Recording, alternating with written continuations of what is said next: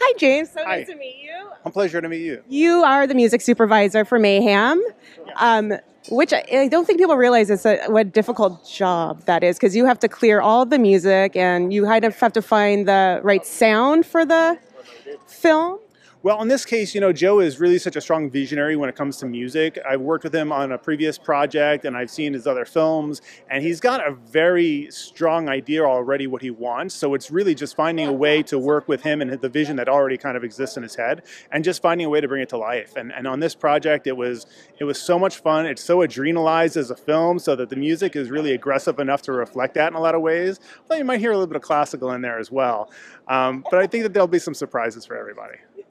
What do you do for how do you research, or do you have when talking to Joe, do you have an idea of where you want to go musically for this, or when you're collaborating with him, do you have a kind of an archive in your head going on all the time? When you hear a song, an old song, a new song, you're like, this would be good for.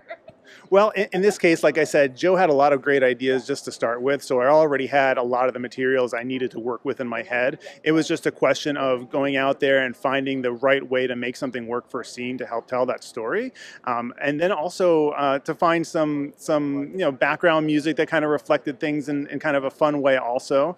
There's an extended classical music number that's early on in this film that I'm particularly excited for everybody to see, because I think it starts off the film with the right kind of tone and immediately puts everybody in the right frame of mind for the ride that they're about to go on.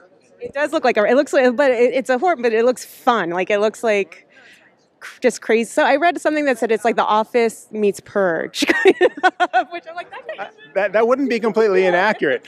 So the thing with this film is that to call it a horror film is really kind of a misnomer, because it's really, there's action in there, there's humor in there. You really root for the characters by the end of this. There's a lot of heart in this picture, and I think that that's going to be the real surprising thing for people, is they might go in expecting kind of a splatterfest, and they're going to walk away realizing that, wow, there's a really great message to this film. It was told in such a fun way that it didn't feel like a splatterfest horror film, and it's not that kind of a horror film. Yeah. well, I'm very excited to see it. Thank you so much, and congratulations. Thanks for having me.